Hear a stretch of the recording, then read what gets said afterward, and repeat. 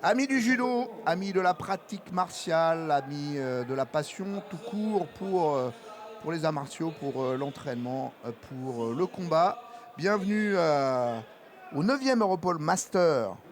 Master, on voit tout de suite ce que ça veut dire. Ce sont eh bien, tous ceux qui ont plus de 30 ans, tout simplement, et qui ont envie de continuer à combattre. C'est le 9e Europol Master. Je suis avec Jane Bridge, qui a fait un petit peu de judo en vétéran, championne du monde en 80 chez les jeunes, si j'ose dire.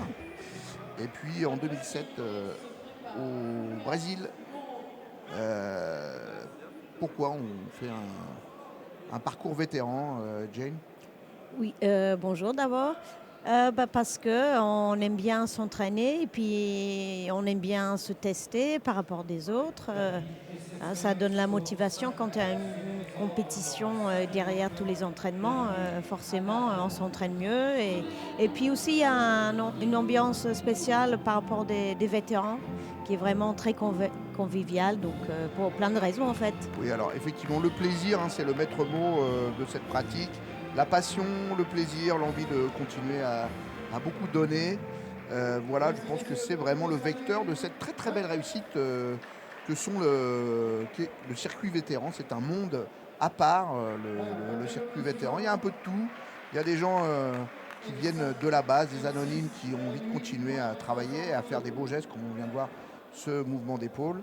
Et puis quelques anciens champions, comme vous au passage, au championnat du monde en 2007.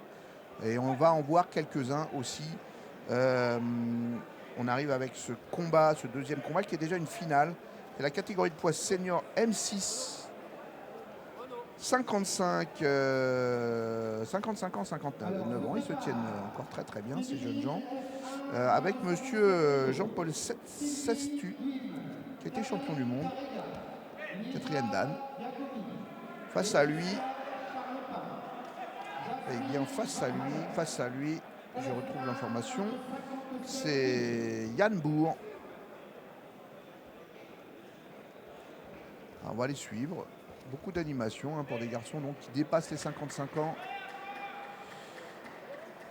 Donc je rappelle que cet Europol Master est désormais, on l'appelle Master de Lille, mais il est désormais organisé à l'espace Jean Richemont de Mouveau.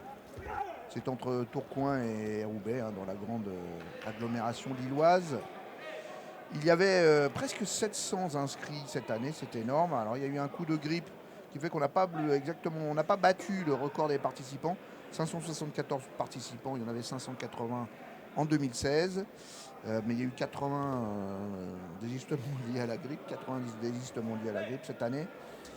Mais en revanche, il y a plein de records cette année, 157 étrangers, 19 nations, beaucoup d'énergie et paraît-il pas mal de bière bues lors de la farewell party le lendemain où il faut aussi savoir se tenir. C'est le principe et c'est la loi chez les masters. C'est organisé par le comité Nord de judo. C'est un gros comité, le comité Nord de judo. C'est, semble-t-il, le plus gros en France. 20 000 licenciés, 180 clubs. Président Pierre Flo et un beau mouvement. Très, très beau mouvement. Ippon Siwe avec un petit barrage très bien engagé et un bon mouvement parce qu'il est resté debout et s'est bien engagé. Un petit peu à la Angelo Parisi en plus léger. Oui, ça va lui faire plaisir. Très La beau mouvement. comparaison, Angelo Parisi, champion olympique Un petit peu le même fameux. mouvement en fait en rotation. Alors, on est avec des moins de 66 kilos, je le répète, de 55 à 59 ans. Et c'est Jean-Paul Sestu qui l'emporte. Jean-Paul Sestu qui a été champion du monde, vétéran bien sûr. Une belle réussite pour un combattant qui se tient encore très très bien sur un tapis, pour être clair. Donc j'étais en train de raconter le comité du Nord. Le président c'est Pierre Flo.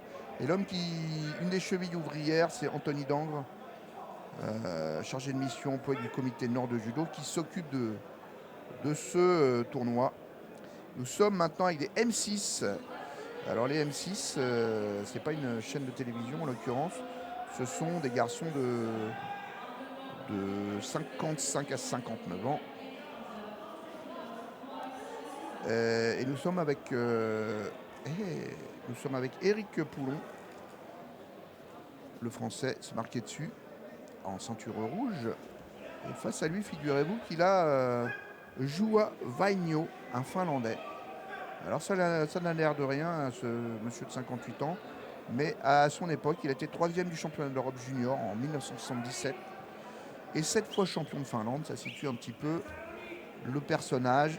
On voit des beaux restes dans l'attitude, dans la posture, la façon de grignoter un petit peu l'adversaire, le mettre un petit peu en périphérie. Oui, tout à fait. Son adversaire, il sent la pression et l'expérience dans les mains, donc il a tendance à être plutôt en défense. Donc c'est pour ça qu'il est pénalisé d'ailleurs. Belle concentration quand même dans le regard d'Éric Poulon qui n'abdique pas, qui voudrait bien gagner ce combat. Alors c'est amusant parce que là on a un ancien champion. Éric Poulon, lui, il est directeur en transport et logistique. C'est ce que font, bien sûr. Il n'y a pas de professionnels du judo. Enfin, il y a des professeurs, beaucoup de professeurs. Il y a aussi beaucoup de gens des bureaux. Magnifique, Tsubame Gaeshi. Et ben voilà. Une belle surprise.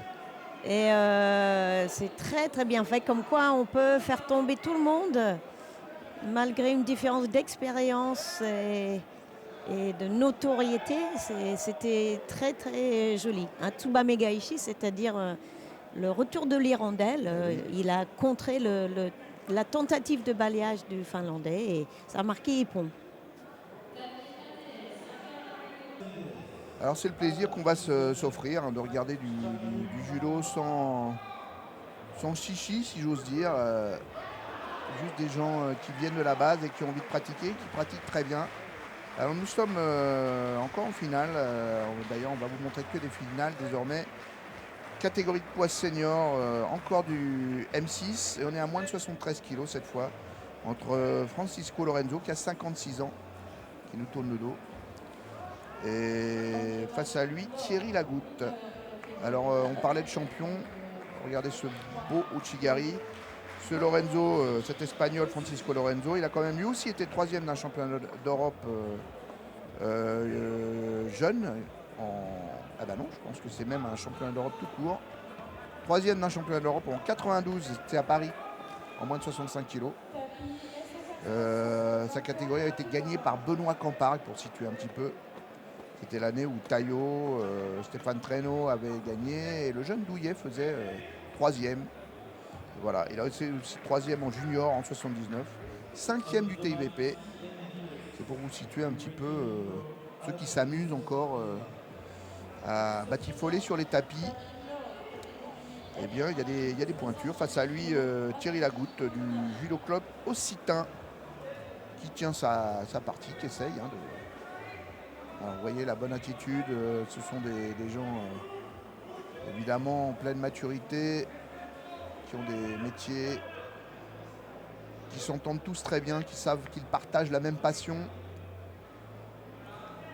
Oui, l'Espagnol a tendance à se laisser dominer un petit peu à la garde. Oui, il a l'air d'accepter la saisie haute. Alors c'est peut-être une stratégie, ça peut l'être. On vient de voir une tentative de contre. Alors,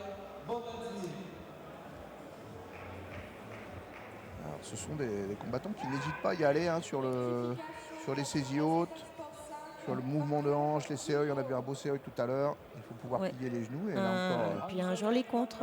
Un yuko. Yuko. Il faut profiter des yuko parce que c'est fini. Oui. Pour ceux qui suivent le judo international Champo, il est fort sur cette saisie haute, main gauche, se jeter vers le sol en ukiwaza ou en balayage.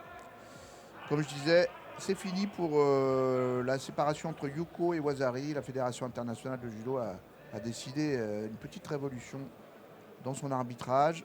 Et il y aura donc le hippon, bien sûr, que vous connaissez.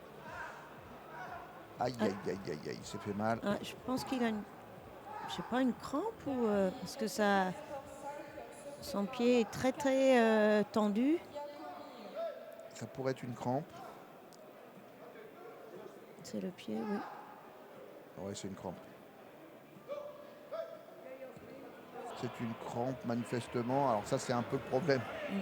C'est la difficulté, il faut gérer ces petits pépins physiques. Et plus on avance dans l'âge, plus il y en a.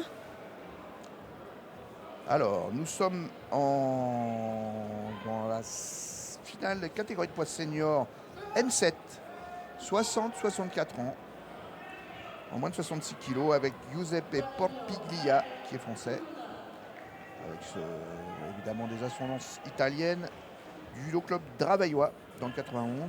Face à lui, un quatrième dan, Didier Paltani. On voit de dos, ceinture rouge. Alors lui, il est vice-président de l'AS Bondy. Il vient d'obtenir son diplôme fédéral d'assistant éducation, comme quoi ce sont des gens qui ont envie de s'investir dans leur club, carrière faite.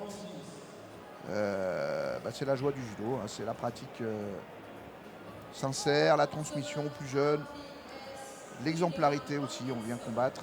Il faut y aller quand même à plus de 60 ans, parce que ça fait quand même mal le judo, mal au corps, mal aux articulations, mais ils sont en pleine forme. Alors on va suivre ce combat entre Porpiglia et Paltani, de jolis noms qui sonnent d'Italie. Et ce sont deux Français et deux Franciliens. Vous voyez, tentative de Soutemi avec une belle attitude défensive de Paltani, qui a glissé sur son genou pour décaler. Gaucher, Paltani. Et d'ailleurs, c'est deux gauchers.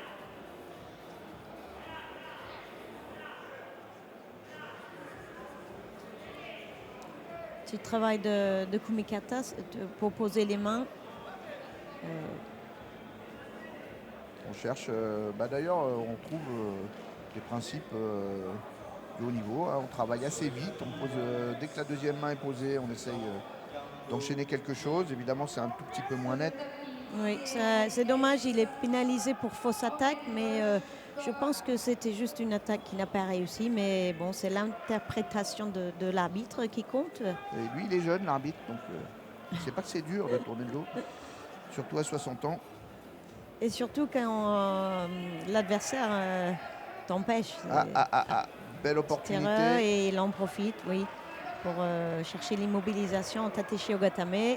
Un beau Soutemi de l'autre côté, voilà, on n'insiste pas, il est pris. Il n'a pas cherché à tirer sur la corde. Donc défaite de Giuseppe Porpiglia du judo club Draveiois face à Didier Paltani, voilà, de beaux sexagénaires, très en forme, qui n'ont pas de problème pour faire sauter leurs petits-enfants sur les genoux s'ils en ont, ce que j'espère pour eux.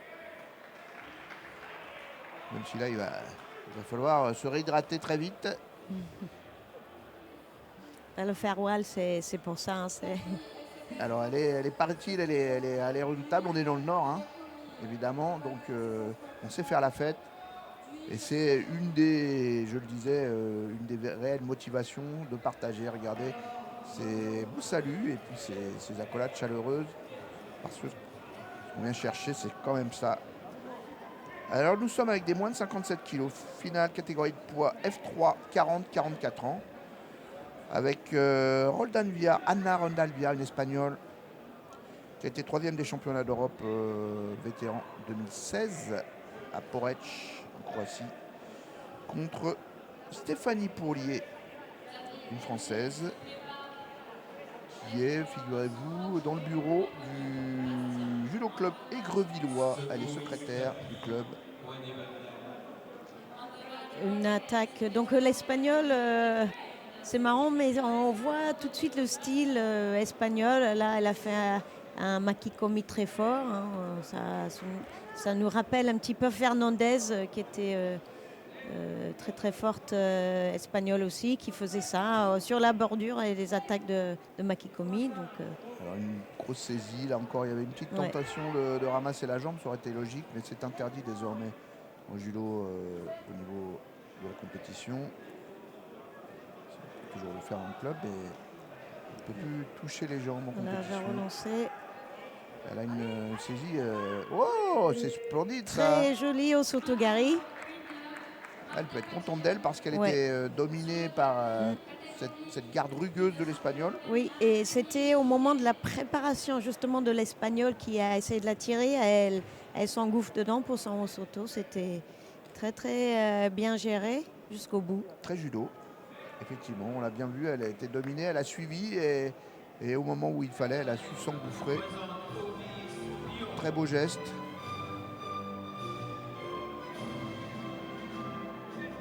Alors, il y a bien un combat. Nous n'avons pas les indications. C'est des filles, Emmanuel. Voilà, ça c'est un bon début. Et là, on a vu un très bon attaque de Sodé à gauche, à genoux. Donc un bel engagement pour le départ du combat. Alors nous sommes sûrement sur une... Et un deuxième Sodé à droite. Peut-être une finale F2. Les jeunes femmes qui ont l'air très jeunes. Rappelons qu'on peut commencer les vétérans dès 30 ans, c'est-à-dire un âge où beaucoup d'athlètes confirmés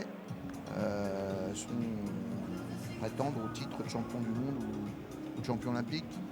Rappelons-nous qu'à Londres, il y a un Coréen qui a gagné les Jeux à 34 ans. Donc il pourrait être là en fait. Et 34 ans, c'est déjà plus, c'est pratiquement c'est M2, c'est-à-dire la deuxième catégorie d'âge entre 34 et 38.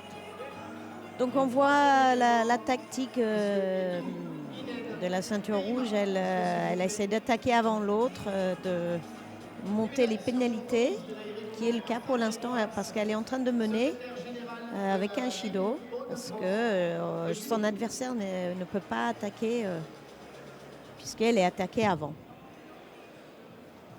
Sur le tapis Nord département se présente Colonna Foot, homme de mat Nord Department, to get ready, Colonna Foot. Donc, un chacun, donc c'est toujours le fameux décalage entre les Shido. C'est étonnant qu'il ne les trouve pas très actives. De nouveau son Sodé, un petit peu jeté, mais ça empêche l'adversaire d'attaquer et ça compte comme attaque.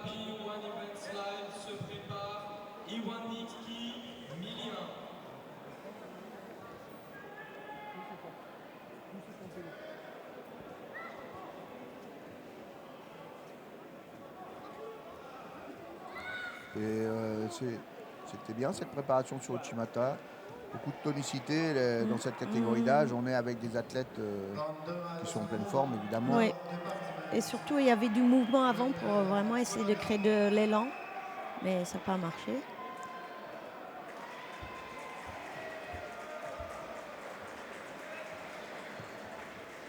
Alors là, on pourrait juger de fausse attaque, mais l'arbitre considère que c'est juste une erreur.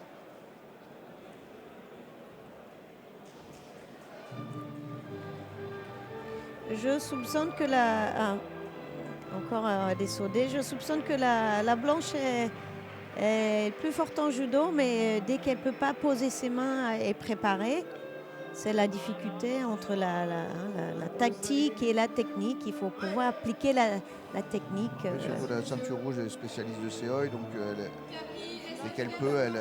Oui, je ne sais pas si elle est spécialiste, mais elle est spécialiste d'attaquer. Là, elle s'en tire bien parce qu'elle est complètement en bordure, verrouillée sur les mains, et elle arrive quand même à tourner à peu près le dos. C'est vrai. L'arbitre pourrait sanctionner encore une fois, mais quand même une attaque convaincante. Oui, oui, tout à fait.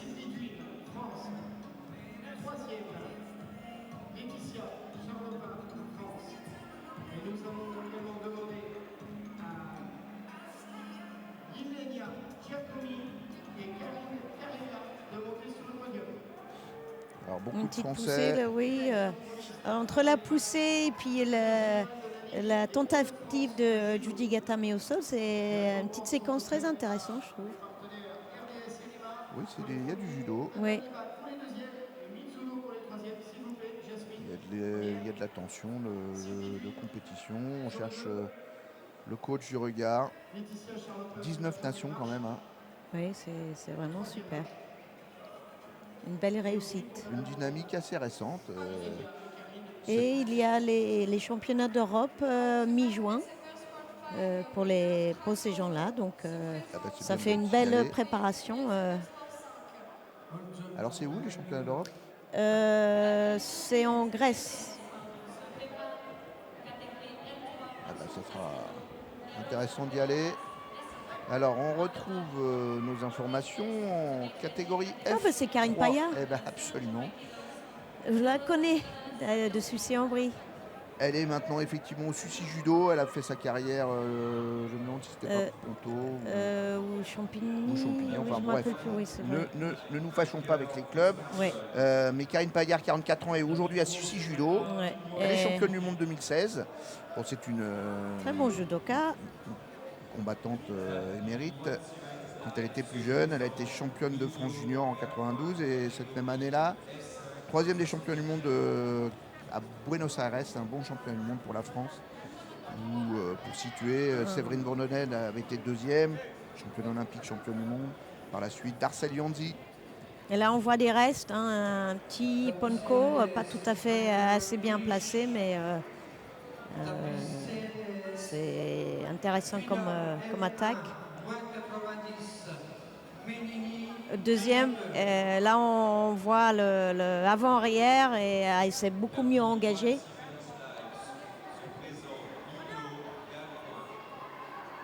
Alors, elle est aussi, il faut parler de son adversaire, Patricia Bastien, du judo lillois, qui elle aussi a été championne du monde en 2013 à Abu Dhabi. Alors, championne du monde vétéran, évidemment, Karine Payard, qu'on retrouve, hein, tout à fait. Combattante, effectivement, on a beaucoup vu sur les tatamis en senior. Alors, le pic de sa carrière, c'est ce champion du monde junior dont je parlais. Elle a participé à la belle aventure avec Darcel Ganzi, avec Ghislain Lemaire, avec Yacine Louma, qui avait été champion d'Europe cette année-là. Et aujourd'hui, on s'amuse sur les tapis. On ne s'amuse pas d'ailleurs parce que c'est un combat qui n'est pas facile face à cette combattante solide, Patricia Bastien. En enchaînement au sol. Karine, elle cherche la clé. Avec autour du tapis les photographes habituels, camarades.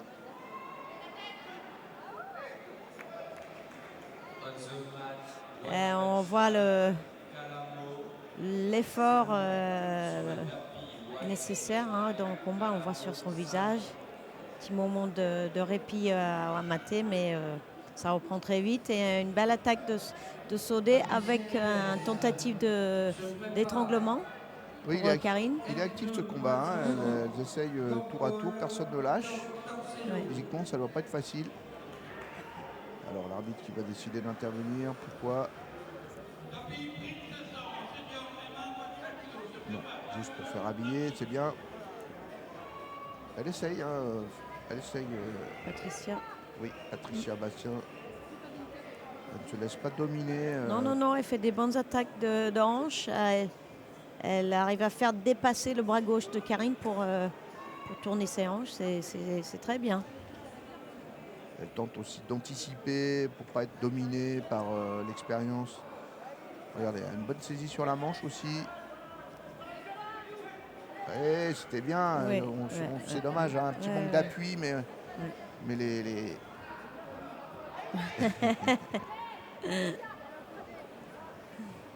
c'est ça le plaisir. Sympa. Les vétérans, on est tout le temps tout près d'un sourire ou d'une accolade.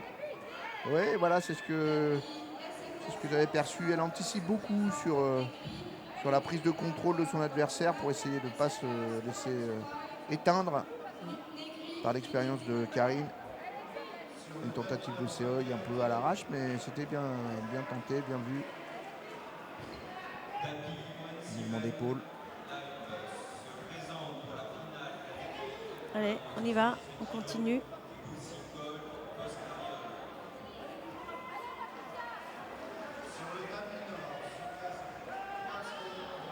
Oui, elle a bien résisté, Patricia. Elle n'a pas donné le flanc.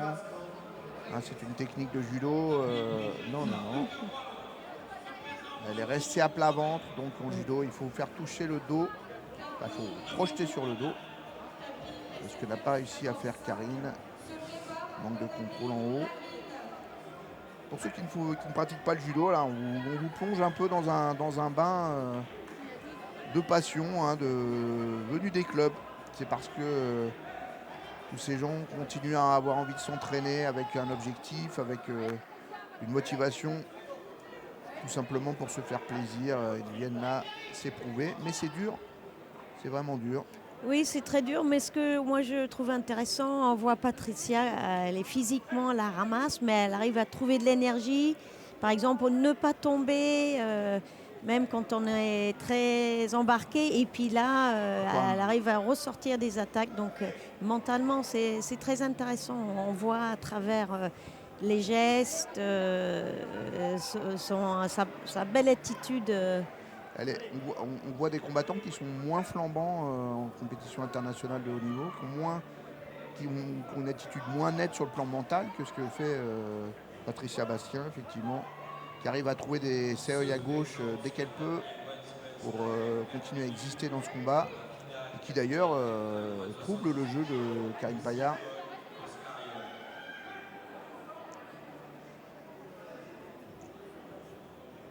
Dégage bien, et à chaque fois qu'elle a un petit interstice, c'est elle qui s'engage. Oui. Et là, parce que Karine a fait une petite erreur en montant sur le dos avant que, un peu vite, oui. Que le mouvement il est totalement arrêté. Attention l'étranglement. Et la clé qui arrive derrière. Ouais. Oui, c'est intéressant. Ah. Elle voulait son Yoko. Oui. Elle l'a eu d'ailleurs. Mais il y a une clé normalement. C'est un golden score. On est en golden score, absolument. C'est pour ça. Pour ceux qui ne suivent pas, et comme tout à fait. Il y avait match nul pendant le temps réglementaire, les deux combattantes sont parties en golden score. Et c'est voilà une surprise un petit peu. Patricia Bastien, on l'avait dit, très motivée à essayer de placer son mouvement d'épaule. Surprend Karine Payard qui était un peu gourmande et qui s'est engagée un peu trop tôt dans son enchaînement au sol. Donc du coup la technique marche. Et c'est elle qui marque contre Karine Payard. Et encore une fois, elle est restée lucide, Patricia. Elle savait qu'elle avait le Yuko. Donc vraiment une vraie manifestation d'esprit. De combat, d'une compétitrice. Nous voici avec les garçons M2, 35-39 ans. Donc des garçons encore très en forme, comme on peut le voir, et en plus de bon niveau.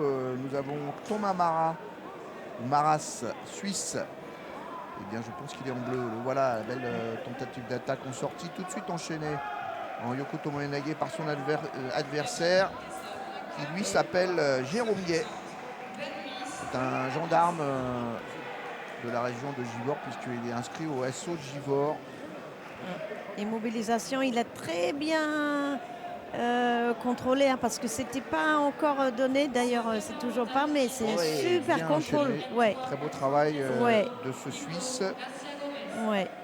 Alors le Suisse Thomas Marat, 35 ans du JC Berne, il a été troisième du championnat de Suisse. Il enchaîne en Sakakujime. Donc troisième du championnat de Suisse en 2008, effectivement. J'ai une son Kakujime enchaîné avec une très belle défense de Jérôme Guet. Il a pris un coup.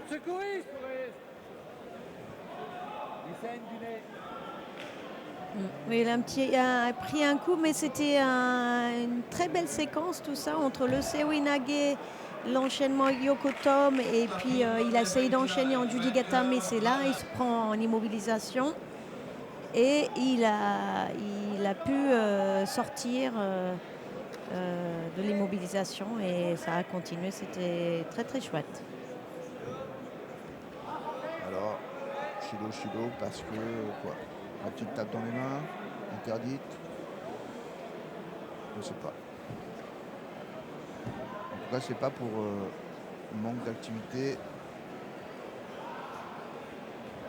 Oui, encore un séoï volontaire de Jérôme Guet en sortie de déplacement latéral.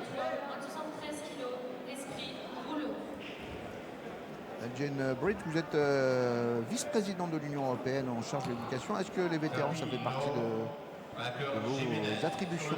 Tout à fait. Je suis responsable des vétérans du kata et de l'éducation en général. Donc ça fait partie, c'est sous ma casquette. Oui, Magnifique. superbe. Magnifique. Mon TCO Inagi à genoux. Fantastique. On avait une très belle angle de derrière. On voit le hooké ou l'adversaire partir. Il a été très rapide sur ce mouvement de Tombamara. Ou Maras, je ne sais pas comment ça se prononce.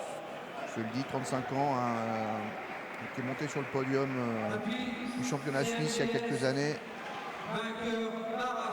Oui, il y a Maras. du judo. Et il y a du judo, un Seoi parfait, il n'y a rien à dire. Hein, c'est... Parfait. Et il est d'accord. Oui, il sait qu'il a pris une belle tôle. C'est le principe du hippon, c'est qu'il met tout le monde d'accord. Celui qui l'a fait évidemment, mais aussi celui qui l'a pris. Je comprends qu'il s'est passé quelque chose dans lequel il a participé en tant que hooké. Alors, M6, 55 à 59 ans, moins de 81 kilos, avec Ahmed Keroum de l'AS Kétini. Je crois que c'est près de Dijon, Oui, Kétini. c'est ça. Et en face de lui, un Russe de 54 ans, Kirill Yonov, qui était 2 fois champion d'Europe vétéran. Donc, les Russes sont très présents, hein, ainsi que les Français aux vétérans. On les compte beaucoup. oui, ils aiment bien continuer aussi à combattre. Alors là, il y a une très grosse délégation. C'est beau Joli. travail. Oui, avant-arrière. Oui, dommage, il n'est pas allé jusqu'au bout. Keroumi. Ça aussi, c'est bien. Avec un bon contrôle, bah oui. Hein. Là, il y a de l'expérience et il y a du judo aussi. Oui, oui, exactement. Prends la manche comme il avait fait tout à l'heure, d'ailleurs. Alors, des très belles séquences avec Ouais. des petites confusions de hanches. Wow, Splendide. En 2 temps, Uchimata. Beaucoup de Oui, judo rien à dire. de part et d'autre. Et un Uchimata extrêmement propre Ouais. de notre Kirill Yonov. C'est un costaud. Hein, bon, il n'a pas fait une carrière internationale très forte. En tout cas, il n'apparaît pas sur les tablettes, mais on devine qu'il devait être pas mal du tout Ouais. dans sa jeunesse. Ce monsieur Kirill Yonov, 54 ans, qui gagne ce très beau combat. Nous sommes avec la finale M1, c'est des jeunes, 34 ans, moins de 60 kilos. Nordal Outeville. C'est pas lui, c'est l'autre. Lui, il est anglais. Il s'appelle Colin Francis, 32 ans. Colin Francis. Il a été 2e du championnat de Grande-Bretagne junior en 2002. Je pense que c'est un Écossais parce qu'il était aussi 2e du championnat d'Écosse. Et il est dans la Royal Navy. Ah. Bien, Ipon Siwe à droite. Vivacité. Pas tout à fait assez bien placé son corps, mais il a continué à pousser quand même. Et Nandal Outeville, lui, il est expert en solutions clients. Je ne sais pas du tout ce que c'est, mais c'est quelqu'un qui est engagé dans la vie professionnelle. Bel enchaînement, et oui. On a le style anglais en Oui, démonstration. oui, tout à fait. Très fort en liaison de boussole, judigatame et étranglement. Et il dégage très bien son épaule gauche pour enchaîner son Ippon Siwinagi aussi. Beaucoup de mobilité, c'est très bien. Voilà, on l'a vu. Hop, tout de suite. Ouais, il va tout de suite sur le Oui, c'est mieux de ne pas rouler là dans ce cas-là. Ah oui, ça doit y être, non? kata Tejime.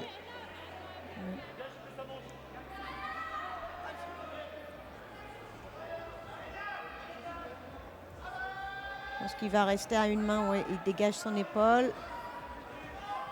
Il faut absolument Il que va son faire- adversaire Il va faire son Ippon Siwinagi. trouve la solution pour poser rapidement Là. ses 2 mains. Oui, Ouais. il a sa séquence. Hein. Oui, oui, c'est ça. Il la connaît par cœur et il essaie de l'appliquer. Là, un Shido légitime. Il est un peu surclassé en rythme, le français. Ouais. Bel dépassement de Soumi et enchaînement au sol. Et regardez la recomposition superbe. Très, Ouais. C'est magnifique ce Très travail belle langouste de pour remettre défense. les jambes, oui. On voit des morceaux de judo à chaque fois, des belles séquences. Il était bien pris sur son Sumigaeshi, effectivement, un beau décalage de l'anglais ou de l'écossais. Magnifique Très encore. bien. Très très joli.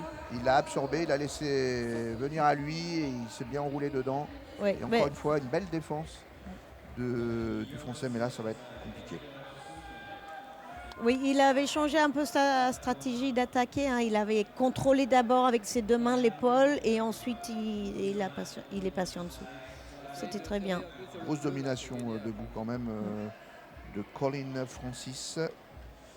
32 ans, c'est un gamin. Hein. 32 ans, Ah oui, c'était un gamin. c'est la force de l'âge. Vous avez pratiqué dans quelle catégorie d'âge? En 2007, donc j'avais 50 ans, donc c'était dans ma catégorie d'âge. Je pense qu'ils avaient combiné un peu, oui, c'est Oui, ma il catégorie. y avait un peu des mélanges de catégories. Oui, Alors, nous sommes avec des M1. Alors là, c'est vraiment très très jeune et on va reconnaître ce visage. Évidemment, c'est Alexandre Cardonnel. oui. 30-34 ans, moins de 73 kilos. Alexandre Cardonnel, il a été champion de France tout simplement. C'est un ancien international, surtout un international jeune. Il a été 3e championnat d'Europe junior en 2002. Oh, Génération Alain Schmitt, Tamelou Saïd. c'est bien ça, en contrôle. Mais là, il est dominé dans le rythme. Il Hop, s'est fait mal au genou. petit pépin au genou. Face à lui, Romain Dupas, du Judo Club Neuville. Malheureusement, c'est la blessure, j'ai l'impression. C'est jamais bon, blessure au genou. Et Ouais. l'info qu'on va avoir, malheureusement, c'est que c'est un croisé Ah, pour Alexandre Cardonnel. Il essaye encore. il essaie de continuer.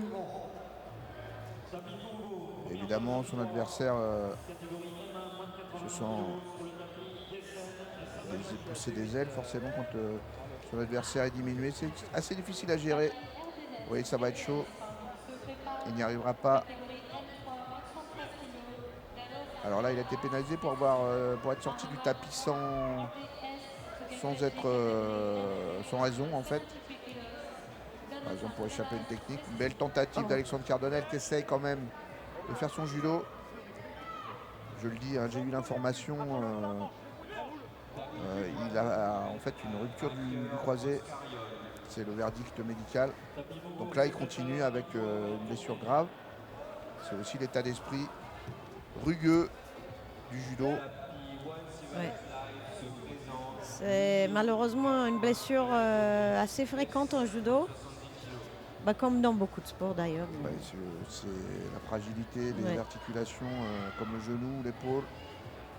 Et effectivement, en judo, avec les rotations et le corps de l'adversaire. Ouh, c'est magnifique ça. Oh, très joli. Koto Mominage. Il n'y a pas Ippon là-dessus, c'est surprenant parce que il va finir sur une très belle clé. Magnifique. Oui. Bon, il a gagné son combat. Il va sortir avec les honneurs, mais il sait que c'est grave.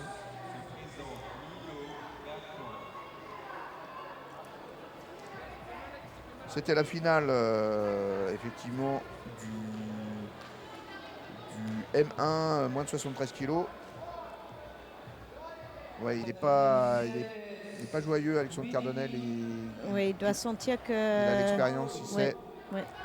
Il sait que la blessure est grave. Je le rappelle, hein, c'était un combattant magnifique. On l'a vu d'ailleurs. Génération Alain Schmitt, médaillé mondial. Qui est d'ailleurs à peine sorti des tatamis pour sa part. Pas des tatamis. Oui, il n'est pas sorti des tatamis, Il mais. n'est pas rentré chez les vétérans, je veux dire. Alexandre Cardonnel qui avait un très très beau judo dans le meilleur de sa forme et qui l'a encore démontré sur ce combat. Nous sommes en LACD F1 aussi, c'est la jeunesse, 30-34 ans, moins de 78 kilos. Et c'est mademoiselle Valérie Boucicaut contre Angélique Boscarol. Ça se chicorne bien au sol. Oui, une très belle séquence qui a commencé avec un Sumigaishi. Et ça continue avec des très belles séquences au sol. Donc ça va être intéressant ce combat.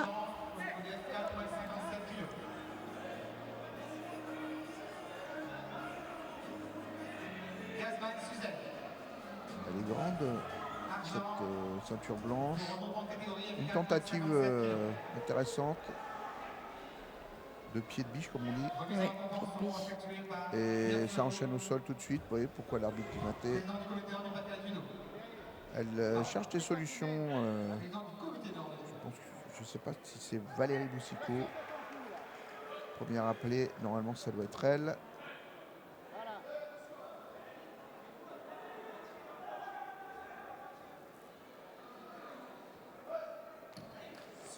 Garde très forte en droitière. Elle est très grande, donc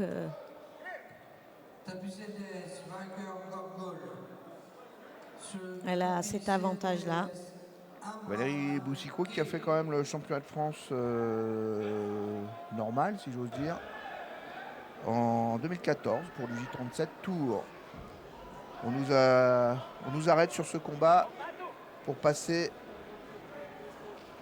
au combat suivant avec ce Suisse qui n'est pas Monsieur Eckert, contrairement à ce qu'on pourrait croire, mais qui est suisse quand même. Il s'appelle Matthias Zimmermann et lui aussi c'est un client puisqu'il a été 5 fois champion de Suisse. Le blond Matthias Zimmermann, 34 ans. Et face à lui, Cyril Kaba, de Levallois, qui va essayer de faire face à cette expérience de la victoire. Matthias Zimmermann, donc 7 médailles au championnat de Suisse, et dont 5 titres, c'est pas mal, hein, en catégorie moins de 100 kg. C'est lui qui bat mon camarade Anthony Diao, qui était présent sur cette compétition. Oui, Zimmermann, on voit, il appuie très fort. Il ne monte pas, en tout cas pour l'instant, il n'a pas monté ses mains, mais il en appuie très fort sur son adversaire. Ah, là, il subit un gros bras gauche. Oui, c'est un petit jaillissement de Cyril Kaba sur cette main montée très haut. Mais ça a été arrêté tout de suite par l'arbitre. Là aussi, on sent les réflexes compétition. Petit décalage. Magnifique. Oui, c'est bien. Très, très joli. Ah, et retournons à Ippon. Oui, Ils ont donné Ippon. Bah oui. Ippon parce qu'il était un petit peu. C'est toujours le problème du judo. Le moment favorable peut se retourner dans la seconde. En moment difficile. Une très belle projection, on va dire, en Sasae. Sasae, oui, en 2 temps. En 2 temps, corps à corps. Sasae Tsuriko Miyashi. Ouais. Pêchage du pied avancé, pour traduire la technique, le nom en japonais. Victoire de Matthias Zimmermann qui s'est retrouvé, s'est laissé enrouler au sol, et s'il avait marqué que Wazari pour l'arbitre, il aurait été un petit peu embêté. Mais en tout cas, belle démonstration technique, beau mouvement debout. Et nous passons à je crois que c'est le dernier combat du jour. C'est la finale, plus de 100 kg, c'est facile à voir, entre David Tennesi en bleu et face à lui un personnage, en fait, Xavier Fievet. Figurez-vous que ce garçon, qui est désormais ceinture noire, il le mérite, a fait il y a très peu de temps, c'était en 2015, le championnat de France senior, non vétéran, et il a fini 3e et il était ceinture marron. Et il a été battu au premier tour par Bo Uchigari. Il a été battu dès le premier tour par Teddy Riner. Oui. Non, il est encore ceinture marron, je ne sais pas si c'est pas clair. En tout cas, bon, il était en 2015, il était ceinture marron. Donc il a une ceinture noire toute récente, si c'est le cas. Et en fait, il doit quand même... il a gagné 6 combats derrière, après cette défaite sur Teddy Riner. Défaite assez sèche. Je me rappelle, il s'était fait contrer son Rosso Togari. Mais regardez, il a des très très belles attaques. S'il est toujours pas ceinture noire, c'est vraiment parce que... Il n'a pas son kata. Oui, c'est parce qu'il n'a pas le kata ou l'arbitrage. Parce que debout, c'est quand même très très bien. Et puis il est aussi très costaud, hein, 150 kg pour 1m90, c'est un client.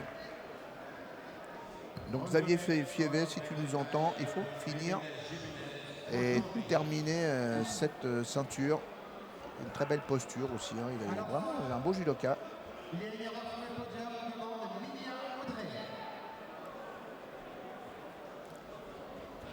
Sur les images, c'est pas très clair. Est-ce qu'il a cette ceinture noire? Mais ça a l'air d'être encore du marron, hein. Oui, ça a l'air d'être. Même pour nos vieux yeux, Emmanuel, c'est oui, ceinture marron. Des yeux de vétéran. Il a un super Bashiguruma. C'est dommage Ouais. qu'il n'arrive pas encore à garder le pied collé sur le genou. Alors ça, c'est ambitieux, hein. Tentative de renversement des 150 kg. Bon poids de Xavier Fievet. Mais il a compris qu'il fallait renoncer. David Tennesi. Et David Tennesi, mine de rien, à 34 ans, en 2013, il avait disputé lui aussi ses premiers championnats de France, première division, à Marseille. Conducteur de travaux dans l'heure, David Tennesi. Arts martiaux Saint-Georges. Voilà, des gens qui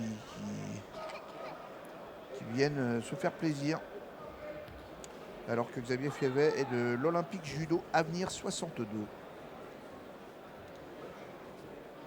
Citons les clubs parce que en général c'est bon signe, hein, ces vétérans volontaires. Oh, le contre terrible. On sent la différence de gabarit et de puissance. C'était pas mal ce petit Kouchigari, mais il s'est fait balayer. Voilà, c'est la fin de cette Europol Master de Lille qui a lieu à Mouveau. Belle victoire de Xavier Fievet. Rendez-vous au championnat d'Europe où il y aura un stage d'entraînement, Jane Bridge, paraît-il. C'est ça, comme en Croatie l'année dernière. C'était un plaisir de vous commenter ces images. À très bientôt pour les vétérans.